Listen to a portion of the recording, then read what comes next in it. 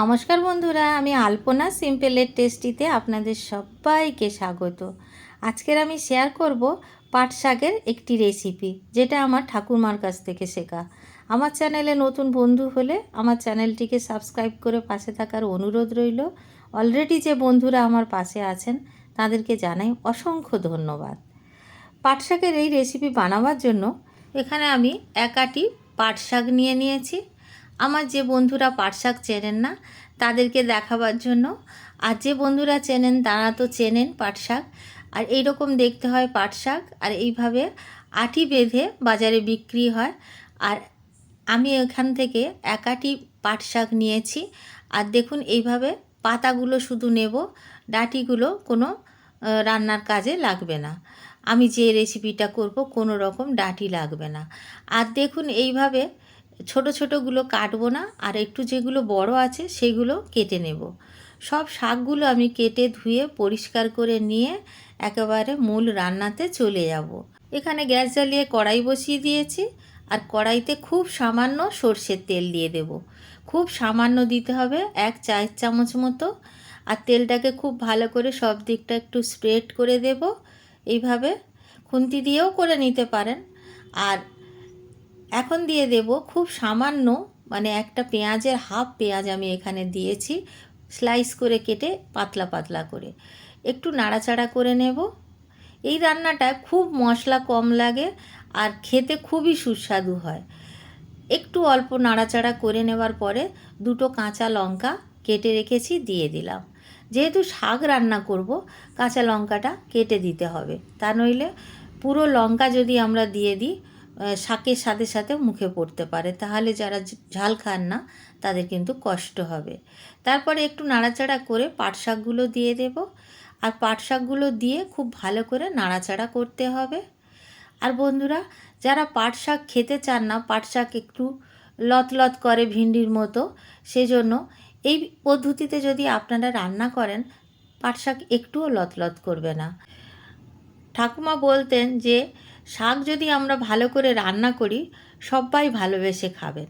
আর এই শাকটা বিশেষ করে যেদিন করে রান্না হয় আমাদের বাড়িতে, সবাই একটু করে ভাত বেশি করে খেয়ে ফেলেন, কেন কি এই শাকটা এতটা সুস্বাদু লাগে। এইভাবে নাড়াচাড়া করতে করতে একদম শুকিয়ে যাবে আর একেবারে মজে যাবে শাকটা। দেখুন, এই রকম দেখতে হয়ে যাবে। খুব ভালো করে আমি নাড়াচাড়া করে নিয়েছি, একটুও লতলত করবে না এইভাবে রান্না করলে। এখন আমি জল দিয়ে দেব, আর জল একটুখানি দিয়ে নাড়াচাড়া করে নিয়ে আরও একটু জল দিয়ে দেব। আমি যে পরিমাণে পাট শাক নিয়েছি তাতে জল লাগবে এখন 1 কাপ জল দিলেই হয়ে যাবে। 1 কাপ জল দিয়ে আমি সেদ্ধ করে নেব। ঢাকা দিয়ে লো ফ্লেমে রেখে দেব 5 মিনিট। 5 মিনিট পর একবার নাড়াচাড়া করে দিচ্ছি, যাতে সব দিকটা ভালো করে সেদ্ধ হয় বা রান্না হয়। দেখুন, এইভাবে খুব ভালো করে নাড়াচাড়া করে দেব। একইভাবে ঢাকা দিয়ে লো ফ্লেমে আরও 5 মিনিট রেখে দেব। 10 মিনিটে এই শাক খুব ভালোভাবে সেদ্ধ হয়ে যাবে। 10 মিনিট হয়ে গেছে সব মিলিয়ে, মানে আরও 5 মিনিট হয়ে গেছে। আমি আবার নাড়াচাড়া করে দেব। দেখুন, জলটা অনেকটা সোক করে নিয়েছে, আর একদম প্রায় জল নেই।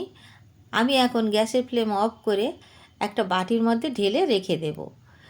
এখানে আমি আর একটা কড়াই বসিয়েছি, তার মধ্যে সর্ষের তেল 2 টেবিল চামচ দিয়ে দেব।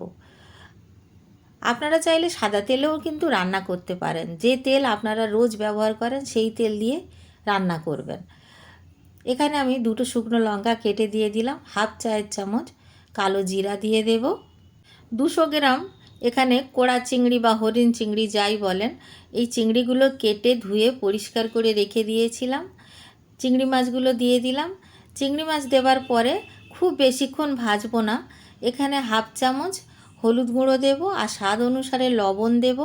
আর মশলা একেবারে কম দিয়ে এই রান্নাটা হয়।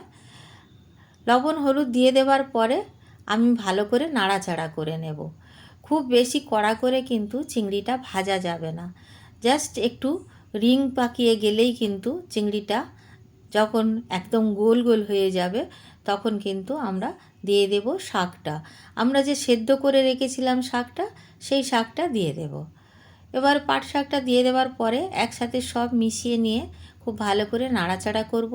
দুটো কাঁচা পাকা লঙ্কা চেরা করে দিয়ে দিলাম, দেখতেও ভালো লাগবে আর খেতেও ভালো লাগবে। এইভাবে ভালো করে নাড়াচাড়া করে দেওয়ার পরে আমি যে কড়াইতে শাক সেদ্ধ করেছি সেই কড়াইতে করে একটু গরম জল করে নিয়েছি, দিয়ে দিলাম। এই রান্নাটা এই সময়ে ঠান্ডা জল দেওয়া যাবে না, তাহলে পানসা পানসা খেতে লাগবে। আর গরম জল দেওয়ার পরে তাড়াতাড়ি বয়েল এসে যাবে। ঢাকা দিয়ে দেব আমি 1 মিনিটের জন্য ফুটিয়ে নেব, খুব বেশিক্ষণ ফোটাবার দরকার নেই। 1 মিনিট ফুটিয়ে নেবার পরে আমি আপনাদের দেখাচ্ছি শাকটা কেমন দেখতে হয়েছে। দেখুন এই পর্যায়ে কিন্তু গ্যাসের ফ্লেম মিডিয়াম টু হাই ফ্লেমে রাখতে হবে। ভালো করে ফুটিয়ে নিয়েছি, আর এখন গ্যাসের ফ্লেম বন্ধ করে দেব। আমাদের রান্না অলমোস্ট ডান। নামিয়ে নেব আর একটি পাত্রে পরিবেশনের জন্য নিয়ে নেব। দেখুন কত সুন্দর দেখতে হয়েছে আর খুবই হালকা। বাড়িতে বানাবেন, কেমন লাগলো কমেন্ট করে জানাবেন। রেসিপি যদি ভালো লাগে লাইক করবেন, শেয়ার করবেন। নতুন বন্ধু হলে সাবস্ক্রাইব করতে ভুলবেন না যেন। আজকের এই পর্যন্ত, দেখা হবে পরের ভিডিও নতুন কোনো রেসিপির সঙ্গে। সুস্থ থাকবেন, ধন্যবাদ, নমস্কার।